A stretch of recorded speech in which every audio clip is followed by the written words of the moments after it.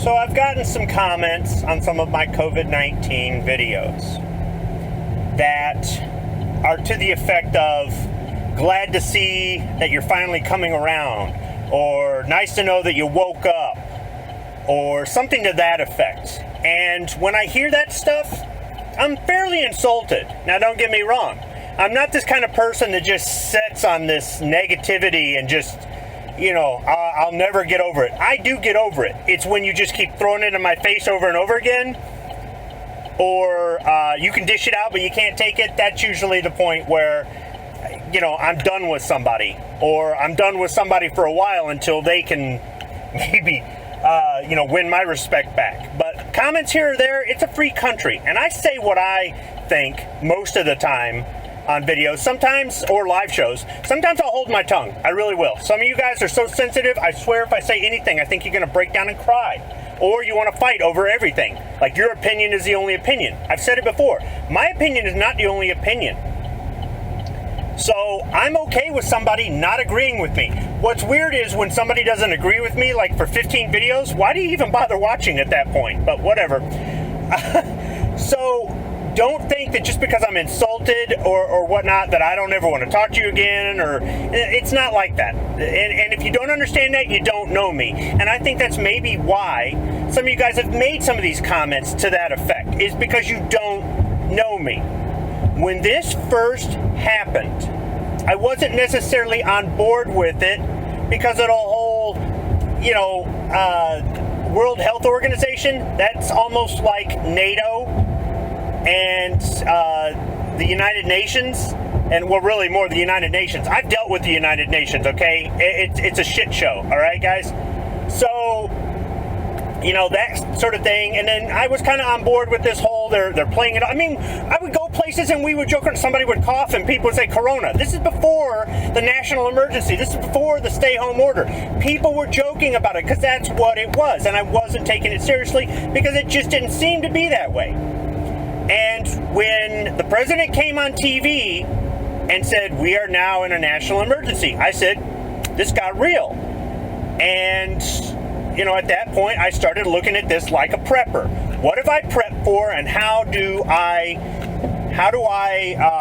adapt my preps to deal with this? And up to now, this has been a really good exercise to see what worked and what I'm deficient in, because I really wasn't prepped for a pandemic per se. Here's the thing about a real pandemic, not what they call a pandemic. A real pandemic means millions of people die. There's nothing we can do for them. All across the globe, people are dropping like flies. You want to talk about a pandemic? Look at the Spanish flu of 1918. That was a pandemic. This is not a pandemic, in my opinion. I believe that everybody overreacted. Now, did they overreact because they weren't ready for this, and they felt that if they did everything 210%, that would, I don't know, get enough attention, or I don't know. I don't know why the world overreacted to this. I believe the numbers are inflated. I'm not a conspiracy theorist. Even though I'm friends with some of you guys, I do think that you guys are as bad as the mainstream media with your fake news. 99.9% of conspiracies can be debunked very easily.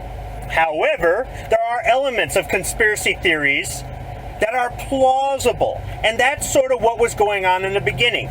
All of this stuff is plausible. The numbers, all the death tolls, all the things we've got to do, blah, blah, blah, blah, blah. When it crossed over from being plausible and me doing my due diligence, my duty as a law-abiding patriotic citizen, when it crossed over to ridiculous. Now all of a sudden you guys aren't making any sense. Now all of a sudden your numbers aren't adding up. Now all of a sudden you're contradicting yourself. Now all of a sudden you're asking us to do things or telling us to do things that aren't going to make a lick of difference. I thought this was going to last about 2 weeks, honestly. And when it got to about the month mark, that was where I was really starting to lose faith in our leadership. But until then, I gave them the benefit of the doubt. Whether I elected them into office or not, I gave them the benefit of the doubt. And some of you guys, seem to think I swallowed the Flavor Aid. And I didn't. I was actually at Walmart looking for some great Flavor Aid to use as a prop for this video. I didn't swallow the Flavor Aid, and I never swallowed the Flavor Aid, okay? Just because I'm not some hardcore whack job conspiracy theorist doesn't mean that I'm some sort of government yes man.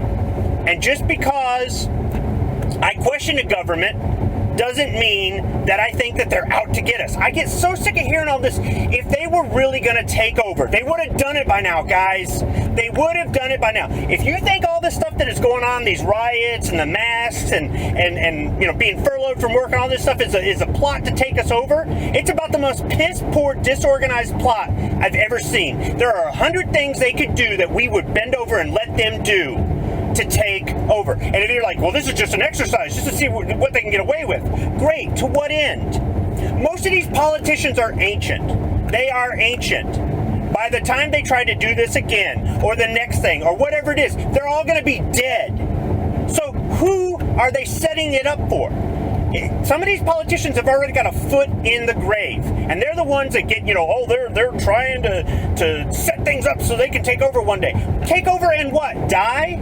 So unless their children and their grandchildren and their great-grandchildren are into politics right now and in office, and they're just doing it to set things up for their kids and their kids' kids and their kids' kids, then there's nothing to prove that.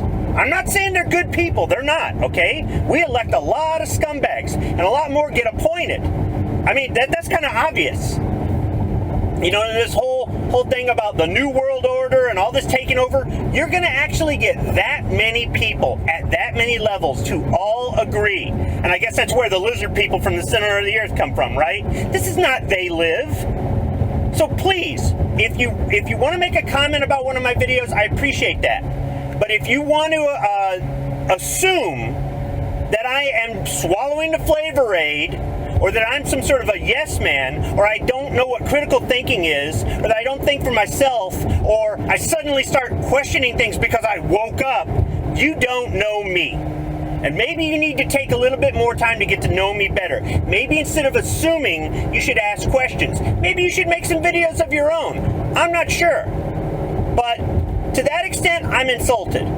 But I'll get over it. And if you can't get over me being insulted by what you say, then that's fine. It's not my loss.